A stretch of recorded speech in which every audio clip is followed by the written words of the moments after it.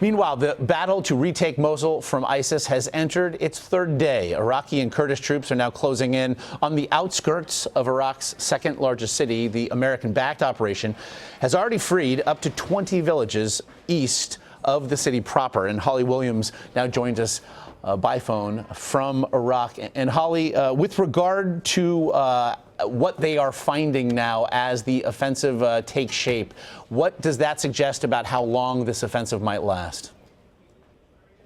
It's difficult to estimate at this point, Josh. We've just come from the new front line, which is just east of the city of Mosul, where we saw Kurdish fighters using bulldozers to build new defensive positions. That front line is new because since this offensive began on Monday, they've captured, as you just said, around 20 villages from ISIS, as well as the surrounding land.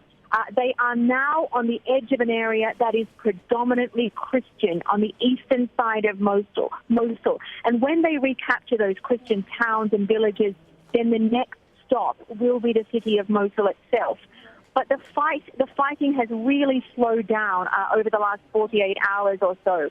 And in fact, there's not much happening at all here today. Now, part of the reason for that is probably that some ISIS fighters have decided to fight to the death. So we've seen Kurdish fighters and the Iraqi army going house to house to try and clear them from those villages. And then when they get inside those villages, they find many of the buildings and houses have been laced with homemade bombs. And they have to detonate those. They have to clear those areas before they can go any further. So it's been very slow going so far. And remember, these are just villages. And the residents fled them 2 years ago. When they hit the city of Mosul itself, it's going to be much more difficult because there are 1 million civilians there. They are effectively human shields, as well as up to 5,000 ISIS fighters. Josh? With regard then to the offensive and ISIS's response, beyond, again, what we are seeing there as Iraqi and Kurdish troops go house to house, have we heard anything from the Islamic State proper? Yeah, it's very interesting. ISIS actually put out a video yesterday claiming to show life going on pretty much as normal inside the city of Mosul, showing street scenes, market stalls, things like that. Then today they released a couple of videos showing the extremists, showing ISIS gunmen fighting back against the offensive.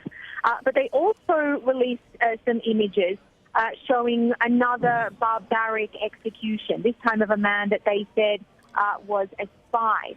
And of course, we know that that kind of brutality is also part of normal life under ISIS and its so-called Islamic State.